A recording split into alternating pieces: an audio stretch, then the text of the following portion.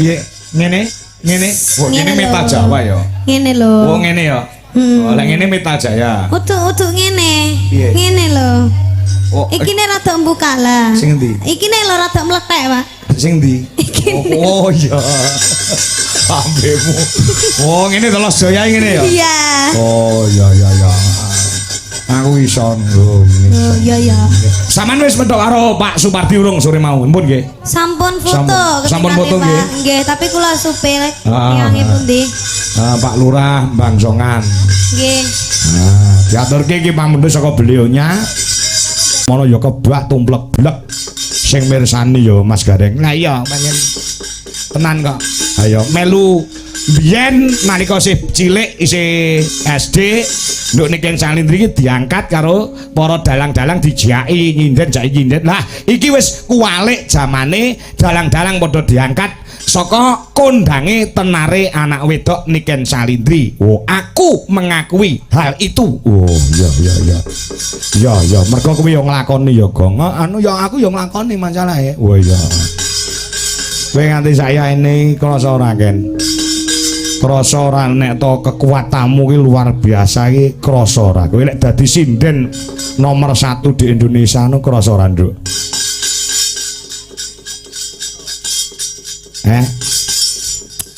Alhamdulillah mboten, Pak. Ora krasa ya. Rumangsamu ya kaya biasa-biasa wae ya. Nggih, Pak. Ning tumrape sing nonton, tumrape penggemarmu, tumrape sing mirsani, tumrape sing nanggap, tumrape dalang sing tok eloki, kuwi merupakan kebanggaan nek iso bintang tamune awakmu. Kuwi tenan. Bapak ora goro. Bapak kuwi kulino ditekani bintang tamu sapa wae wit poncot etan lor kidul kulon. Sing iso nahan penonton nganti goro-goro isih komplit ya mung kowe Nduk Cahayu. Tenan wi. Lho. Jenengane ku nganu to, Pak. Ngelem kula to. Kersane benjing-benjing nek kula melok Dwija Laras kula sampai goro-goro ngoten to, Pak. Jangkrik ora. Ora ndene ngono. Aku omong kuwi sesuai karo fakta, sesuai karo kenyataan gitu loh. Alah kula nggih tasih ajar lho, Pak. Kula nggih tasih kecil. Heeh. Nggih enten napa sinden-sinden senior sing sampun terkenal nggih ya. Ning nek saniki memang banyak anak-anak kecil yang menirukan Mbak Niken gitu aja. Ning kula nggih mboten rumangsa pun gede terus dadi sinden nomor terus sombong terus angkuh enggak ya tetep. Mboten, Pak. Kula niku tasih sinden ajar, Pak. Kula nggih mboten saged serempek nggih mboten saged sineman lintune nggih tasih ajar, Pak.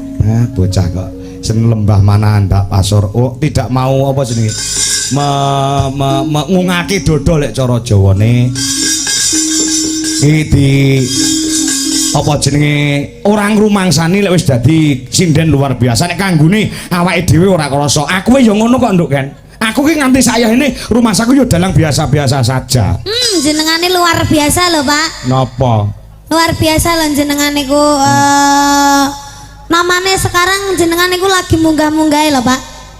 Estu. Kuwi gara-gara awakmu kok, Nduk. Boten, kon ket riyen kok jenengane munggahe punan. Kula terima kasih sekali, Nduk. Iki aku entuk amanah. Pripun, Pak? Entuk amanah saka panjenengane Mbak Santi. Sampun. Wis diparing nggih. Sampun. Oh, sampun. Nggih, kula nggih matur sembah nuwun sangat kagem Bunda Santi yang ada di Jakarta. Semoga sehat selalu. Terus tahun depan bisa ketemu lagi sama Pak Kangko sama Niken lagi. Ya tanggal 1 Agustus 2025 ya, Nak. Ana ing Siwalan. Munggur Mojogedang. Pun langganan nih mesti kali Tata nggih. Heeh, karo Tata iya, heeh, bener. Nggih, Mbak Santi sampun kula aturaken kanggo Nduk Niken Salindri wis.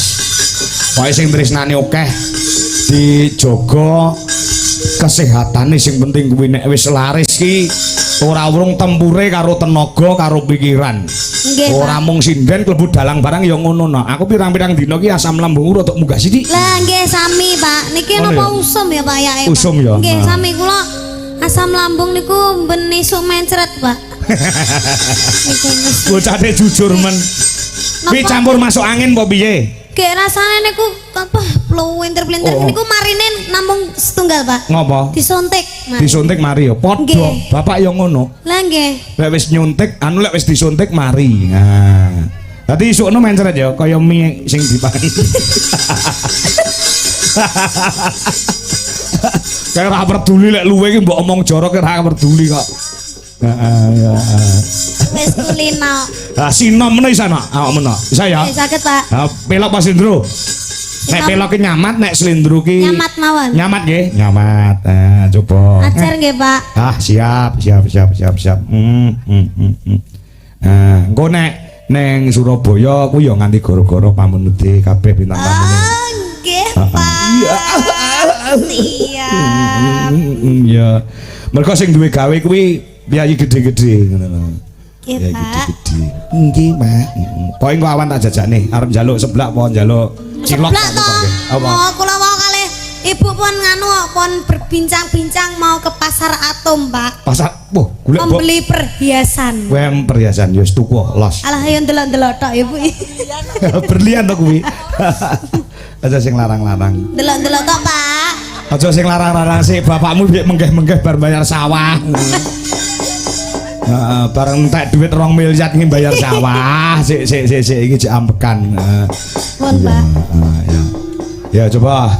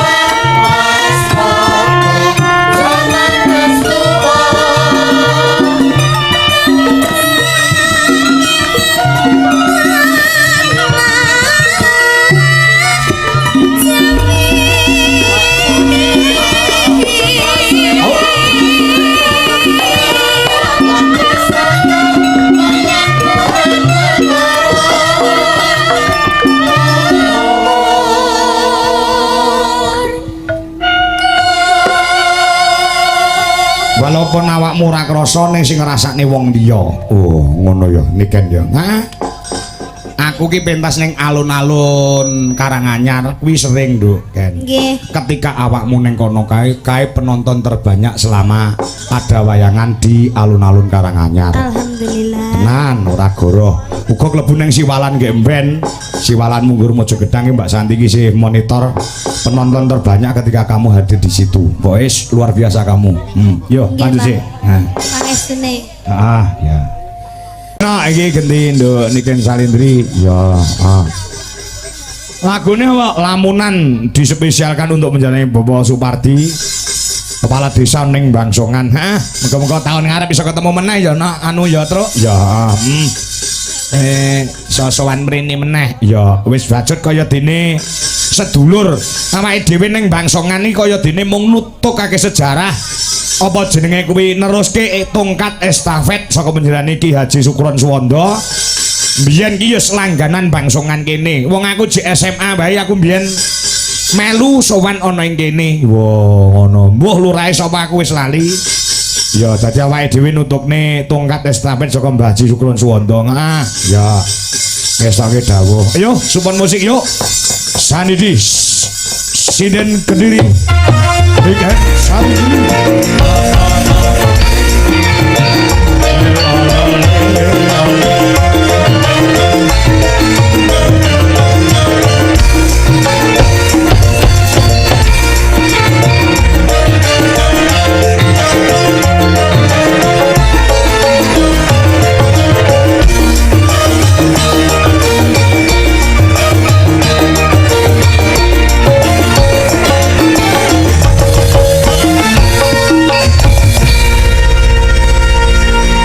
Los Jaya untuk konco-konco Sanidi dimanapun Salam Los Jaya.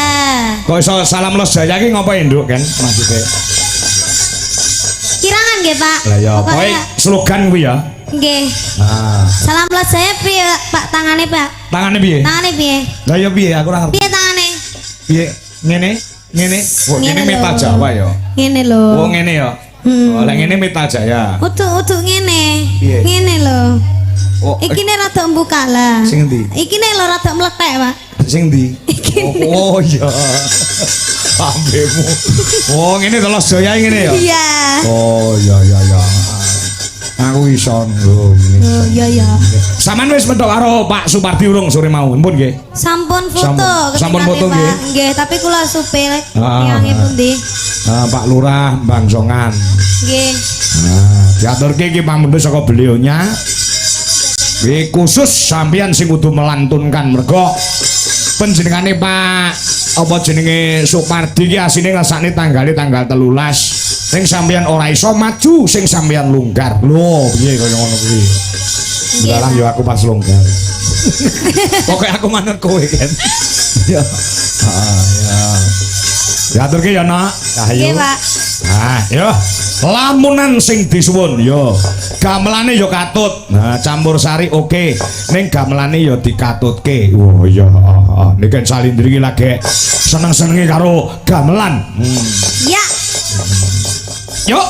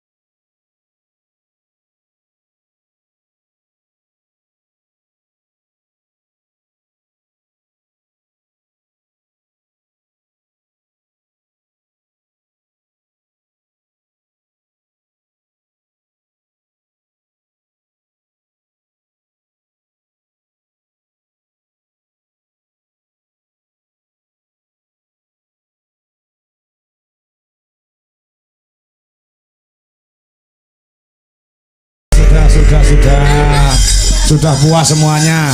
Ah iya. Nah, jadi terus terus penonton digawe tidak apa jenenge kuwi. Kurang ngono lho Mas ini. Ya, ben kurang ya. Ben kurang ben anggap nes ben bersih desa. Ya, ya. Nggih. Kayak gendone kan yo arep sesuk-esuk yo mendhi mlebu sekolah. Ngono ya. Ya bodhe katresnane karo Dwija Laras Indonesia ya, Truk. Ya, maka sesuk-esuk kudu sekolah neng SMA 8. SMA 8 ya. Yes. Selanjut terus pokoknya. Iya, Truk. Nutukne lakon, ya. Bakune sedaya ingkang dados niat hajatipun panjenengane Bapak Supardi, ya. Lan sedaya brayat agung ingkang mapan wonten dalem mriki wonten ing pangsongan tansah dipun ngijabahi dening purbaning Gusti Allah. Amin ya rabbal alamin.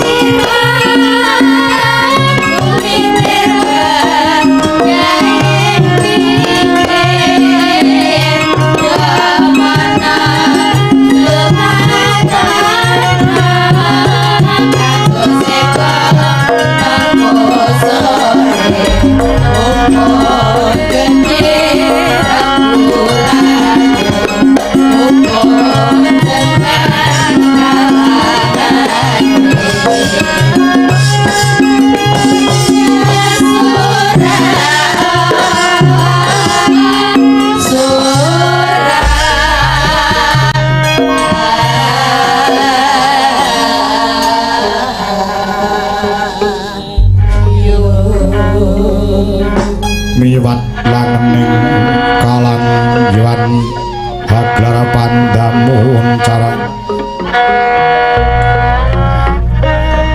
dinan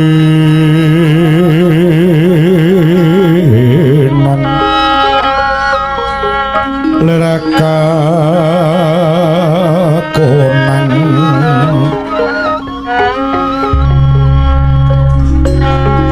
soram sorote tanpa dan senggono kaluwun nuwun wonten pangandika ingkang ngadhawuh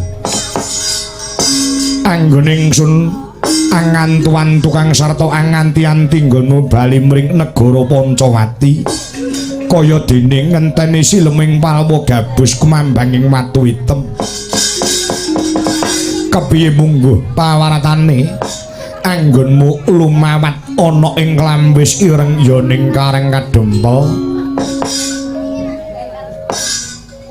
jumbuh kelawan prasetya jeneng sira ora bakal bali mring Pancawati kalamun ta durung kuwawa mboyong kelawan Kyai Nayantaka ingkang minangka dadi simbol kamulyan lan katentreman. Oh inggih saderengipun nyuwun pangapunten duh sinuwun sesembahan kula. Waleh-waleh menapa anggen kula sowan ngabiyantara wonten ing Klampis Ireng anyarengi sedyanipun saking negari Ngastina ugi saking negari Ngamarta ingkang padha-padha sedyanipun ing badhe mboyong dhumateng Ki Badranaya. Mboten kenging dipun silaki dedah munggah Pancabakah satemah dadi Bandayuda dipun sapih dening Sang Semar Badranaya. Kyai Lurah Semar Badranaya paring dawuh dhumateng kula lan sedaya ingkang badhe mboyong dhumateng Kyai Nayantaka saged mboyong dhumateng pun Kyai Semar Badranaya waton saged mujuti pamundhutipun ingkang winastan Sekar Pudak Tunjung Biru sinuwun.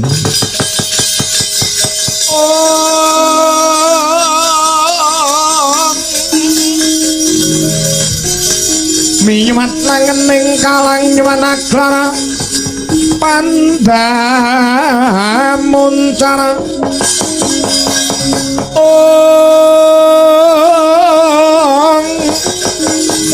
Tinonderga kunang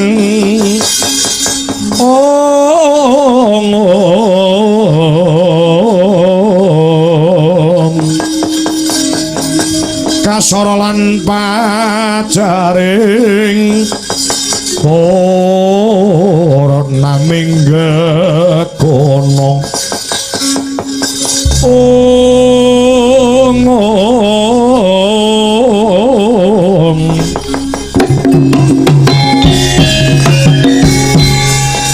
dadi Kyai Nayantaka gelem diboyong sapa wae waton bisa minangkani pamundhut ingkang diwastani Sekar Pudak Tunjung Biru. Inggih lakar kados mekaten sinuwun. Mugi ndadosaken kawuningan kula kinen matur kaliyan paduka kelawan Raden Lesmana Widagda tetantu ngertos wonten pundi dunungipun Sekar Pudak Tunjung Biru.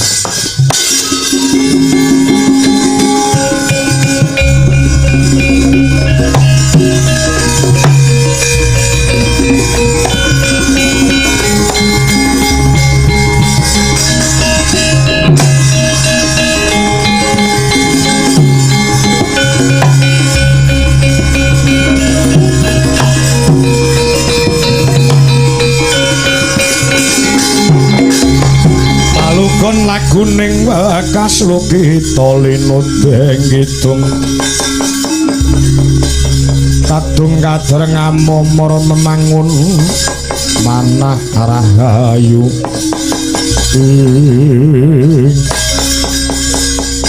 Koko Prabu kepiye Yayi Lesmana kula tanggap menawi dados kersanipun Kyai Semar Badranaya lan kula mangertos wonten pundi dunungipun Sekar Pudak Tunjung Biru. Syukur bagi sewu yen to jeneng sira Yayi ngerti lan sumuruk ana ngendi dununge Sekar Pudak Tunjung Biru. Keparenga kalenggan samangke kula nyuwun pamit saha nyuwun tambahing pangestu. Koko Prabu nelungsen tak bebakali sing ati-ati lagumu Yayi Lesmana.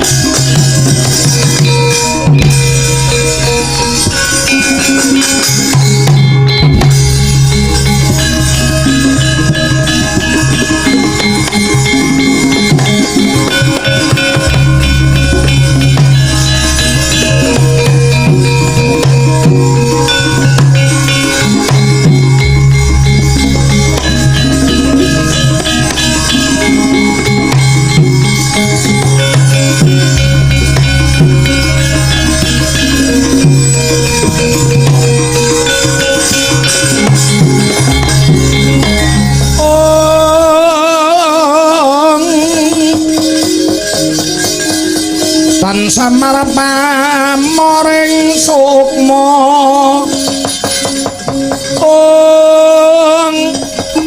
sinukma ya winah ya ing asepit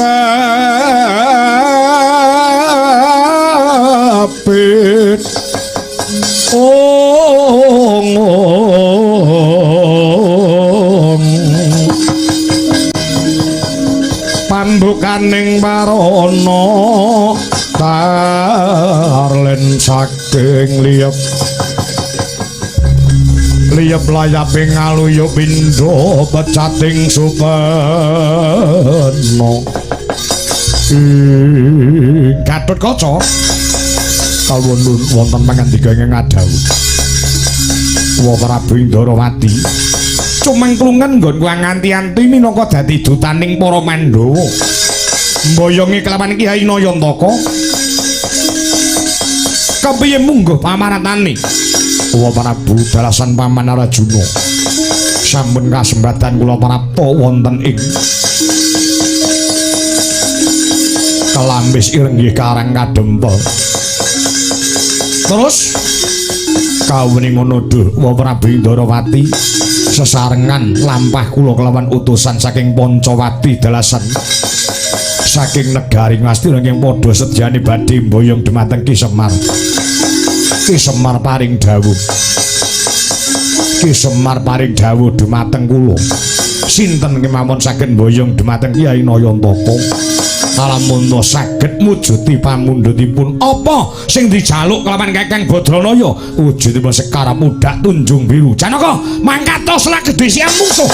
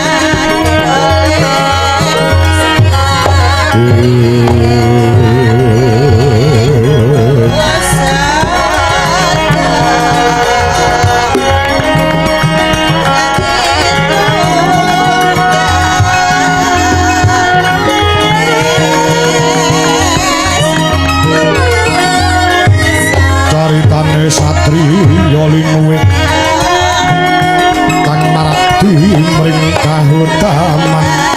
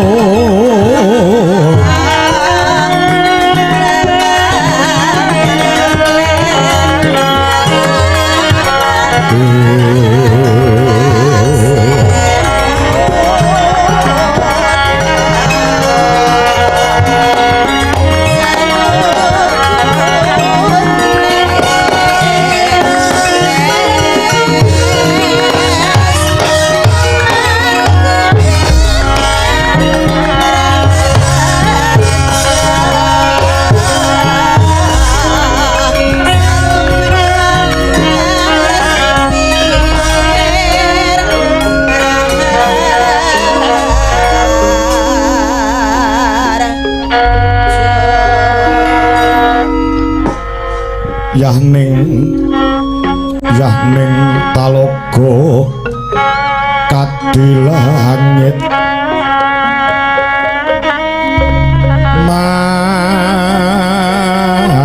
mambang tanpa sulan upamaneka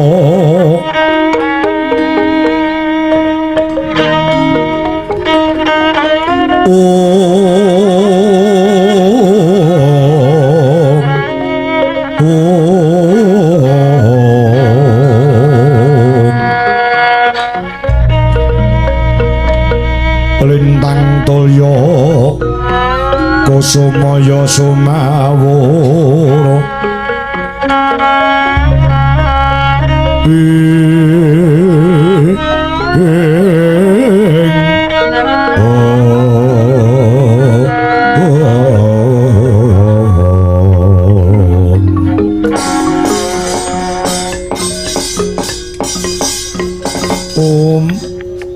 awik namastu namasidam sekaring bawana langgeng mugi rahayu sagung dumadi ulun mas madhake ingkang prapta ngabiyantara ana ing kayuwangan alang-alang gumitir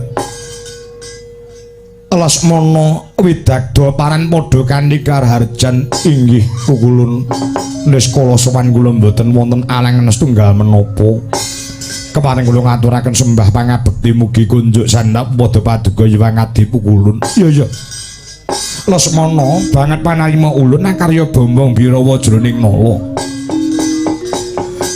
ora liwat pangestu ulun bae taman ana Lesmana inggih kula pundi saengga jimating gesang kula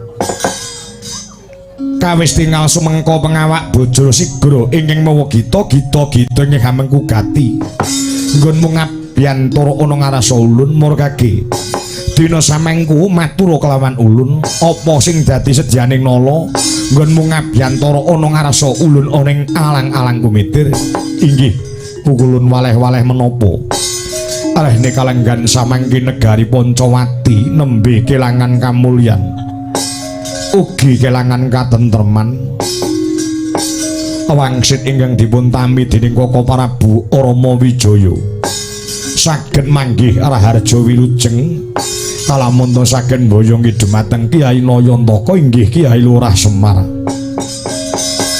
dinten samangke sampun budidaya utusan saking negari Pancawati parandene Ki Semar Badranaya purun dipun boyong lamun to kula saged mujuti pamundhutipun inggih dipun wastani Sekar Pudak Tunjung Biru. Monggo kula mangertos bilih dunungipun Sekar Pudak Tunjung Biru menika mapan wonten ing kayuwangan alang-alang kumitir. Kaparenga kalinggan samangke badhe kula suwun kangge srana maluyaning Praja Pancawati. Paraina semebang Hyang Aruna kadinetraning nganggo rapuh sabdaning kukiloring kanigara saketara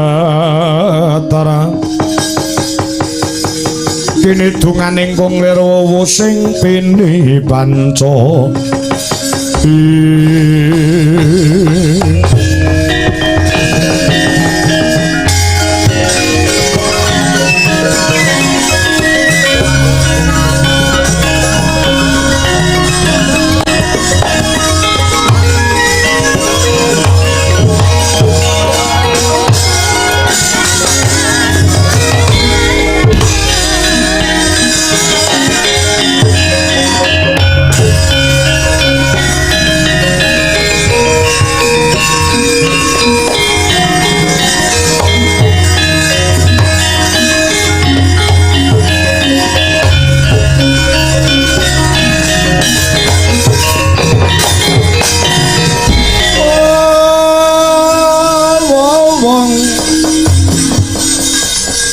mulat mara sang Arjuna esmunira kamanungsan kawrasan tingkaing mungsuh Arjuna wonten dawuh pukulun sumangka para tamu keparenga kalenggan samangke paduka Hyang Adi pukulun padha wenang ngambilaken wujudipun Sekar Budak Tunjung Biru kangge srana waloyaning maraja ngamanata ing nembe kelangan kamulyan lan katentreman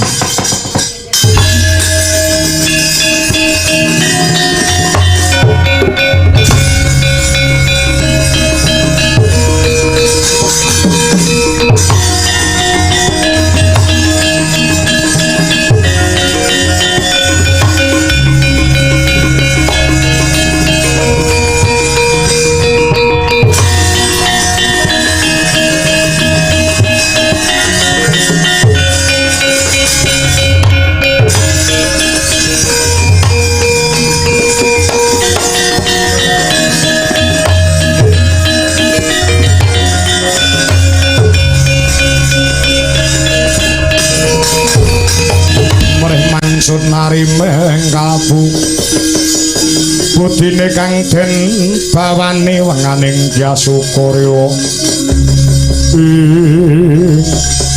ana satriya glandang marang Arjuna kuwi sapa lamun kowe tambuh marang aku utusan saking negara Pancawati kadang mudaning Koko Prabu Sri Rama Wijaya jeneng kula Semana Midagda panengah Pandhawa Raden Arjuna ya kene kuwi glandang saka ngarsaning sang pukulun padha wenang Arjuna dina samangka kamruhanana kalamun aku uga kepingin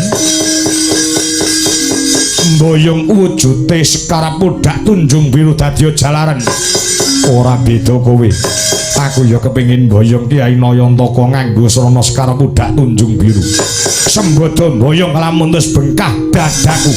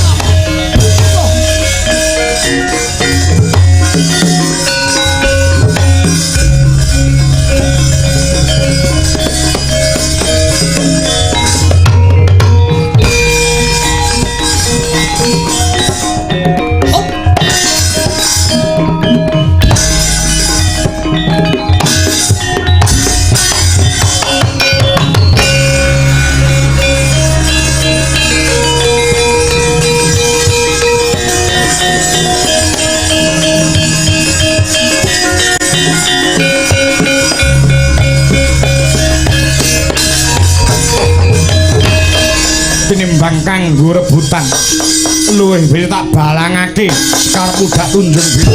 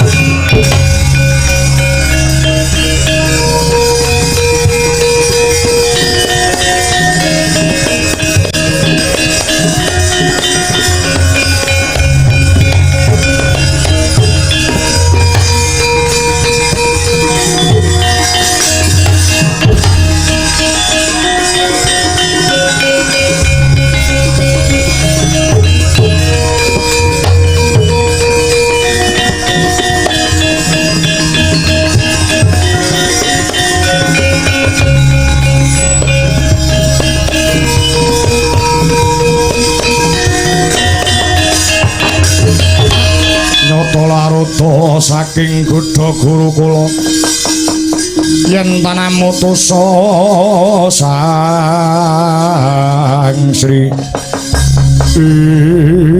Koko Prabu Yaya Lesmana awit pangestunipun jeng Koko Prabu Surya Rama Wijaya kalenggan samangke kula sampun saged mboyong wujudipun Sekar Pudak Tunjung Biru ingkang diwastani Sekar Pudak Tunjung Biru iki inggih lakar kados mekaten. Yen mangkono dina samangku nganggo Sekar Pudak Tunjung Biru bisa mboyong lawan Kyai Mayantaka.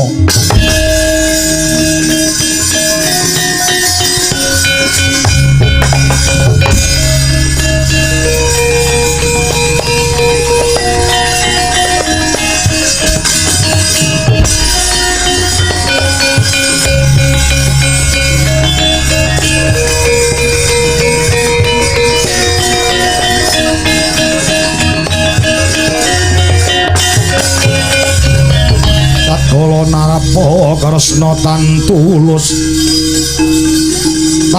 sanyokra ring resi para Jahnawi Suta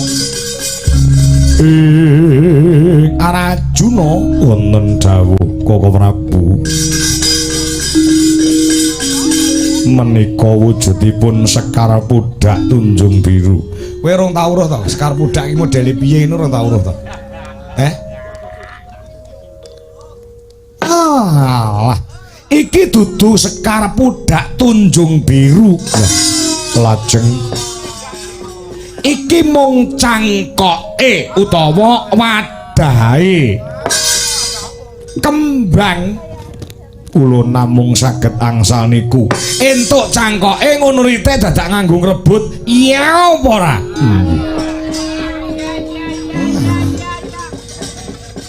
mung entuk adahe kok bunga monggo sing penting lak isine coba saiki pikiran amplop karo isine milih ndi inggih kanton isine pinten kok sik ta kok sik iso ngengkel cokolo mangsa kabeh wae kuwi lek nampa amplop kuwi mesti isine dijipuk amplope terus diguak nek ora ngono nampa amplop plek langsung sing dibuka amplope sing dijupuk duwite sing separo dikantongi sing separo dikekne bojo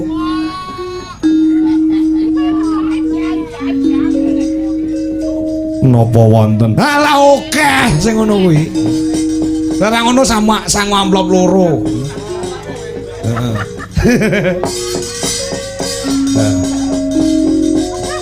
wis dibuka sik amplope konggene juragane wis ngerti isine lah bareng ngono dibedah ganti amplop anyar sing separo dilebokne meneh ditulisi Sutris lho kuwi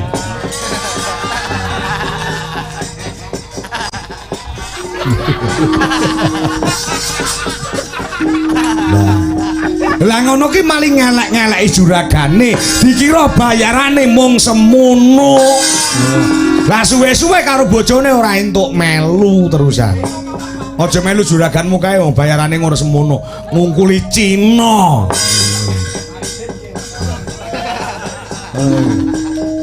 kaya ngono kuwi sing elek karo sing ngekeki to mongko asine sing diparingke karo sing diweni bojone iki genah wis kelong separo kaya ngono iki sing raine elek ya sing ngekeki ha inggih astagfirullahaladzim lah iya jan parah temenanan inggih lajeng kadosa pundi ya wis iki anake iki ya diaturne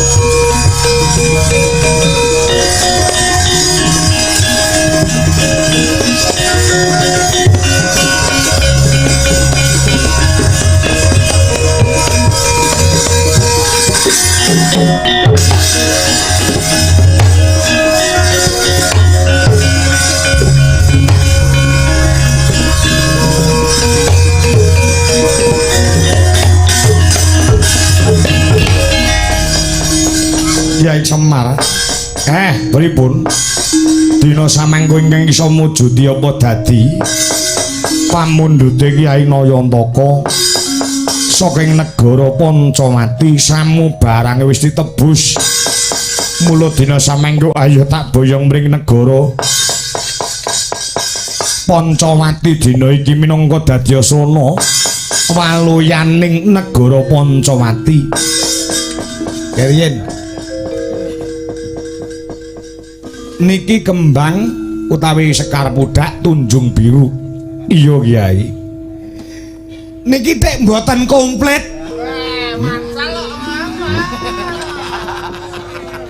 iki mboten komplit iki genah golek ngirit sampean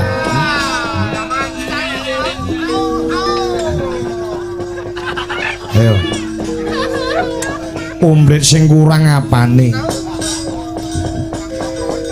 nek enek kembang iki mesti wonten wadahe utawi wonten cangkoke. Lah cangkoke wonten pundi?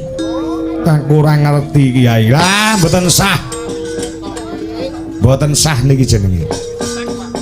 Nek sing kula suwun niku Sekar Pudak Tunjung Biru niku sak cangkoke sak wadahe.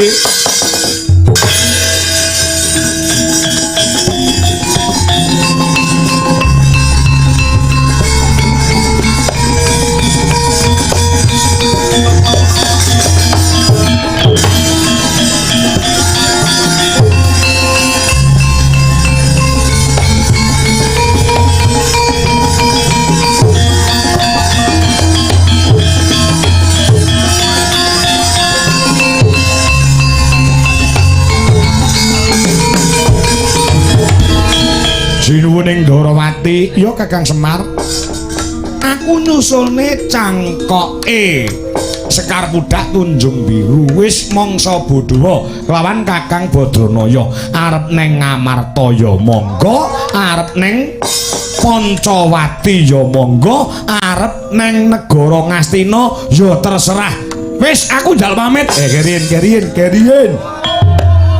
keriyen kok kesausunya apa dalam barang kok kesusu keriyen sabar nggih nek ngaten iki Semar dereng saged mutusi kudu neng Ngamarta neng Poncowati napa teng Ngastina nggih mang semene sawetawis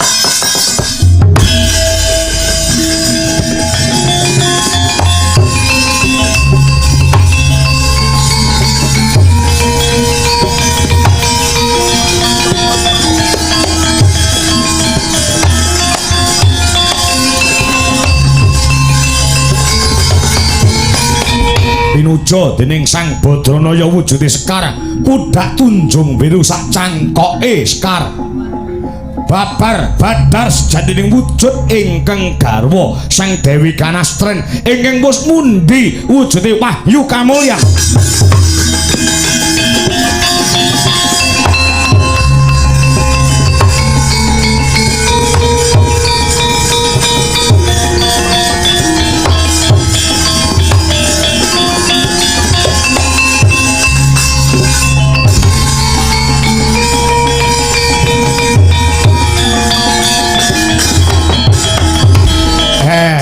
bojoku Kanastren unon mengendika ing ngadhawuh Kyai Semar nalika ning sanggar pamujan wingi aku wis perintah kelawan jeneng sira Kanastren bojoku tak puja dadi wujude Sekar Pudak Tunjung Biru tak uncake ana ngarasane eyang pukulun padha wenang pamriye aku golek keterangan dawuh saka ngrasaning eyang pukulun padha wenang aku kudu neng Ngamarta Poncowati apa negara Ngastina Kyai Semar pukulun padha wenang paring dawuh marang kula menawi paduka rikelenggan samangke sampurn purna dharma nalikanipun maduka nderek Sri Rama Wijaya dinten samangke dawuh terwaca saking ngarasanipun pukulun Sang Hyang padha wenang bilih paduka kinen mapan wonten negari Ngamarta momong dumateng trah saptawarga inggih menika para Pandhawa Kyai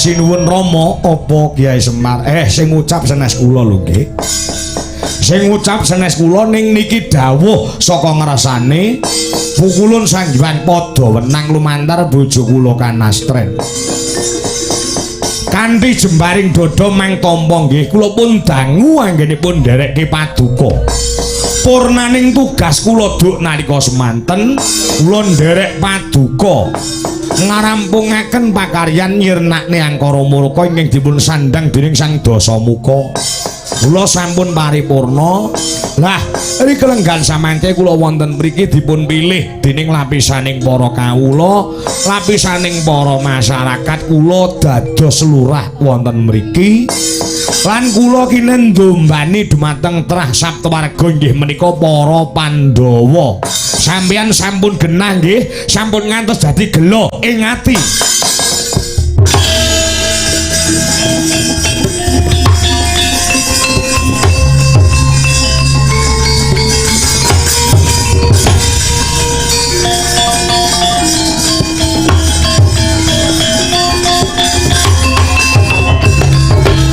terus iki apa menika wujudipun wahyuning dewa ingkang sinebut Wahyu Kamulyan Jati Wahyu Kamulyan Jati lakar kados mekaten kinen maringaken dumateng Nalindra ing Ngamarta Prabu Puntadewa Kyai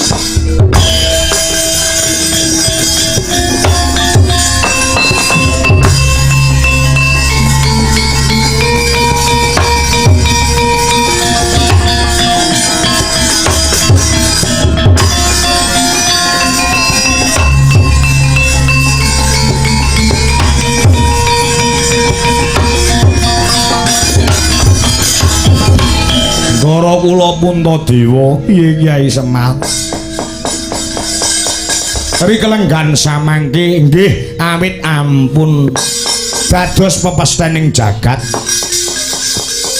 ingkang menang kula derek inggih menika para Pandhawa matur nuwun Kyai Nayantaka nggih sami-sami lan kula namung dipun titipi kelawan Sang Hyang Padawenang menika wujudipun mahyu kamulyan ingkang kedah kula paringaken dumateng Paduka monggo kula aturi nampi sumadosaken babar kamulyan lan katentreman wonten ing Praja Ngamarta.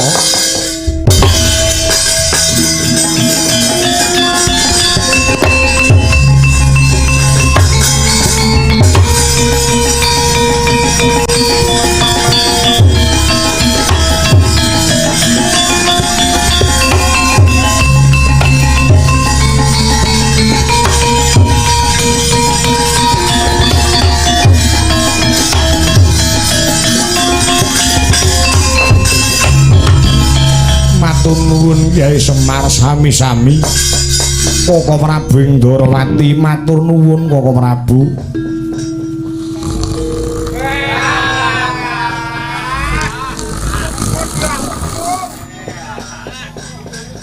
Koko Prabu Kresna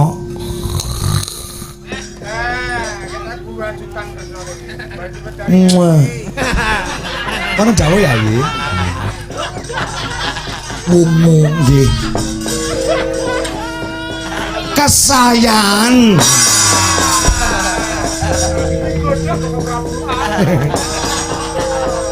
Kula matur nuwun nggih sami-sami. Sinuwun Prabu Punta sinuwuning Ndarawati. Tumuruning mahyu kamulyan jati muga-muga bisa andayani dumateng keluarga agung panjenengane Bapak Supardi SPD saha Ibu Irnaningsih SPD ingkang mapan wonten ing Bangsongan kepala desa utawi kades wonten ing Bangsongan keluarga ageng wonten mriki bisa manggih kamulyan kang sejati ugi manggih katentreman karahayon sedayanipun pinarangan bagas kewarasan sedaya kelebet para putra lan para putu-putu ingkang mapan wonten mriki. Amin amin ya rabbal alamin. Semar ingkang sampun kelampahan netepi jejibahan menawi wonten lepat lan klirah-klerune kula nyuwun agunging pangaksami. Keparengipun Badranaya lumengsir saking ngarsanipun para pepundhen para agung ingkang mapan wonten ing Bangsongan mriki. Nderek memuji marang murbaning Gusti sedaya tansah pinaringan bagas kewarasan pinaringan umur ingkang panjang lan kebak barokah rezekining kathah lan melimpah amin amin ya rabbal alamin. Akhirul kalam wassalamualaikum warahmatullahi wabarakatuh.